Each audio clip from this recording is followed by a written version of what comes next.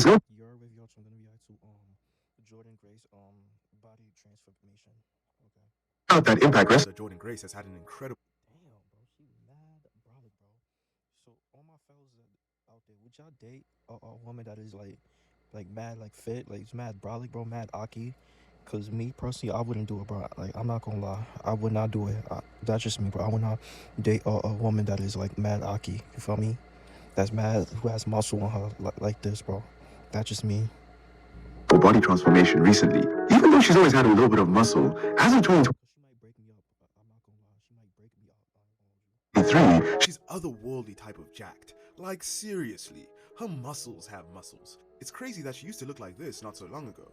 It turns out she got all this muscle because she got into powerlifting and bodybuilding. She has won several awards for powerlifting and bodybuilding, but the problem is these industries are widely known for their rampant steroid usage amongst It their could be that. competitors. Jordynne Grace's insane body transformation, especially over the last year, has led to many people speculating that she's on steroids. Ah, the good juice. All it takes is one simple scroll through her comments on Twitter to see that many people are accusing her of taking steroids. By the way, if you do that, ignore all the simps you come across. They're insufferable. She has denied that she's ever taken steroids, but today we're going to try to get to the bottom of all of this. Jordynne Grace was born in Texas in 1996, and growing up she was a massive fan of wrestling. So much so that she even began training to be a wrestler at the age of 14, which is very early, but since there was no athletic commission at the time in Texas, she was allowed to wrestle. She immediately began earning money for wrestling at a young age, as she wrestled across several independent promotions. At the age of 15, she even started going to Mexico all by herself to wrestle. Over the next Damn, at the age of 15, at the age of 15, you traveled to Texas, like out of the country by yourself. Wow, bro. Don't you need an adult by your side to do that? But no, she's 15. She was 15, traveling to Mexico by herself. That's crazy. I didn't even do that at 15. yeah, she honed her craft on the indies and made her name, and she has hundreds of millions of views on her matches across several different independent promotions. I wonder why her matches always get so many views. No wonder she went by the nickname Thick Mama Pump as an appreciation of her assets. No, but for real though, on top of having a lot of cake, she was very talented in the ring. She showcased strong technical skills, powerful strikes, and impactful maneuvers which helped her to stand out on the independents. She was also very versatile in her wrestling style, as she was capable of adapting to different match types and opponents. She wrestled men too. Jordynne Grace wrestled men too, and women. like an intergender match. Matches where she wrestled men. This made her a valuable asset for promoters looking to book compelling and diverse. I don't think WWE, if she was in WWE, they would not allow her to wrestle men. Matches. Her name was growing more and more on the independents, and she was proving to be a hot commodity in the wrestling world. This all led her to getting signed by Impact Wrestling, formerly known as TNA, in 2018. Here she shined even more, and she was and still is an integral part of the women's division in Impact, and is a major reason why the women's division in Impact is respected so much and considered as arguably the best women's division amongst American major companies. In Impact, she was the inaugural digital media champion, she won the tag team championships once, and she won the Knockouts World Championship twice. In Impact, this is where her army of simps really materialized. This helped with her popularity. Jordynne took advantage of all the simps that she had by releasing a book called DMs of a Female Indie Wrestler, in which she compiled all the lewd messages she got from simps, and it sold out on the first day of being released. This book included DMs of guys asking her to lick her feet for $5,000. Damn, y'all niggas is dirty, bro. Looking, you don't know what's in that girl's feet. She could be, she cannot. She would have like not have washed her feet, bro, and y'all still would lick her shit. Her feet could be dirty, and y'all gonna like lick her feet like that shit. Like I don't understand what is the issue, what is these obsession with a foot fetish.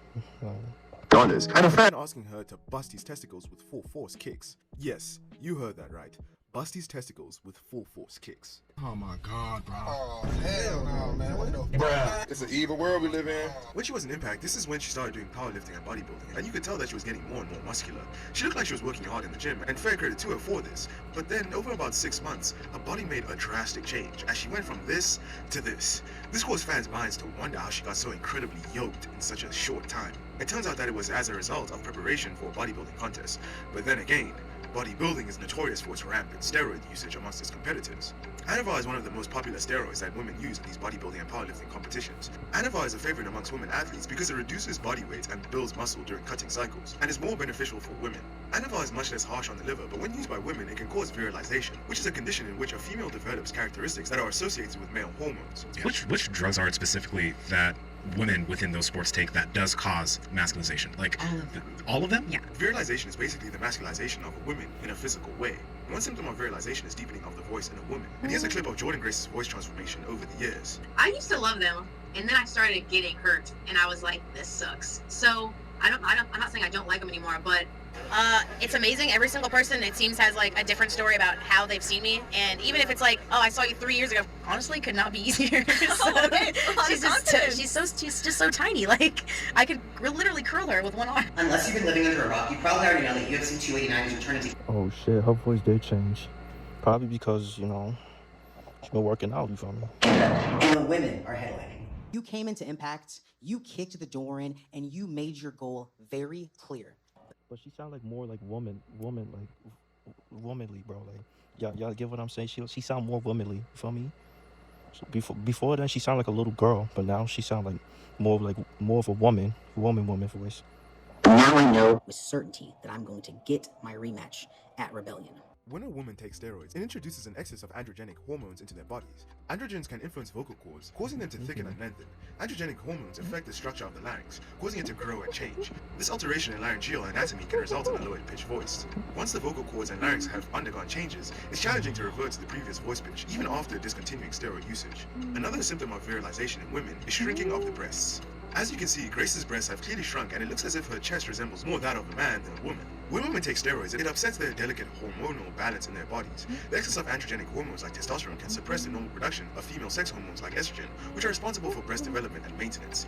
Estrogens also play a significant role in the growth and maintenance of breast tissue.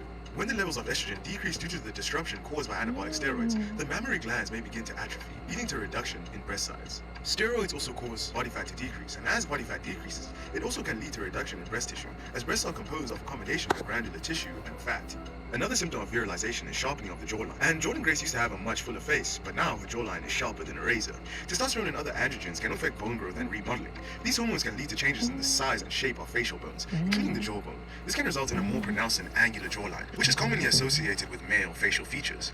Anabolic steroids promote muscle growth and development. This can include changes in the muscles in the face and the neck, which may contribute to a more defined and chiseled appearance of the jawline. They may lead to reduced fat just beneath the skin in certain areas of the face, including the cheeks and jawline. This reduction in facial fat can enhance the visibility of the underlying bone structure, leading to a sharper jawline, and Jordynne Grace has exhibited this. Another symptom of virilization in women is coarse skin, and Jordynne Grace's skin wasn't looking very healthy when she was at her most jacked. Androgens such as testosterone play a role in the development of secondary sexual characteristics, including changes in skin texture.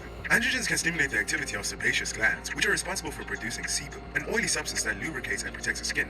Increased androgen levels can lead to overproduction of sebum, which may contribute to oily and coarser feeling skin. Steroid use can potentially affect collagen production and skin elasticity. Collagen is a protein that helps maintain skin structure and firmness. Changes in collagen levels can contribute to a coarser texture. It looks like Jordynne's skin is much more coarse. Another symptom of virilization is oversized shoulders. The deltoids and the traps in the upper body have a large number of androgen receptors. As a result, you often see steroid users with shoulders that are out of proportion. Increased androgen levels can lead to the enlargement of these muscles, resulting in a more pronounced and oversized appearance of the shoulders. This is a feature that Jordynne Grace seems to display. Another potential clue that she's using steroids is a low body fat percentage. One of the easiest ways to catch out a fake natty is to see their body fat percentage. After doing a lot of research, studies and personal anecdotes all say that no matter how gifted your genetics are and how much you train, bulking up whilst maintaining a body fat percentage less than 12% of body fat as a female is nearly impossible when doing things naturally. Jordynne Grace has admitted that her body fat percentage at one point was 7%, and the lady who was helping her said that she's never seen a woman measure under 9%. Anabolic steroids can affect metabolism, leading to an increase in the basal metabolic rate. A higher basal metabolic rate means the body burns more calories at rest, which can contribute to a decrease in body fat over time. Anabolic steroids also promote muscle growth and development. Increased muscle mass requires more calories to maintain, which can lead to an increase in overall calorie expenditure. This can contribute to a reduction in body fat as the body utilizes stored fat for energy. And Jordynne Grace has displayed an unrealistically low body fat percentage. There are also several other side effects of steroid usage in women, like increased hair growth, menstrual irregularities, fertility issues, mood swings and psychological effects, cardiovascular risks, liver damage, compromised bone health, and much more. But we'll never know for sure if Jordynne Grace has experienced all these things, because it's only information that she knows. At the end of the day, Jordynne Grace has never admitted to taking steroids, but looking at all the available evidence, it's very likely that she's taking some form of a performance-enhancing drug. If you do some research, you'll find out that achieving Jordynne Grace's physique naturally is almost impossible for a woman in the amount of time that she did it in. The fact that she maintains a ripped, lean physique while having insane amounts of muscle mass suggests she's taking some form of performance-enhancing drugs. And now it's either Jordynne Grace has some god-level genetics that put her above all natural women that have ever been, or she's using something anabolic for extra help. You can be the judge. Jordynne Grace hasn't posted any drug test results, so there's no definite way to prove that she's natural or not natural. Regardless of whether she takes steroids or not, she still trains ridiculously hard and eats a clean diet to achieve her amazing physique, which she deserves props for. But at the same time, If she is taking steroids, hopefully she stops soon, because there's a lot of health risks, irreversible changes, mental health, legal and long-term consequences that she could face as a result of steroid usage. Wrestling has a long history of athletes using steroids. This has led to many deaths. If Jordynne Grace is using steroids, hopefully she can stop, because this could cut her life in half. This would be very sad, considering that she is a very, very talented wrestler. But I guess we'll just have to see how all of this plays out. Thank you for watching the video. Okay, that's the vid, bro. Like, so yeah, bro. Let me know what y'all. Let me know what y'all think about Jordynne Grace and her like body transformation, bro. Like I said, bro, earlier in this vid, bro. Like, fellas, would y'all date a girl that is mad brolic, bro, like Jordynne Grace? Cause me personally, I would not.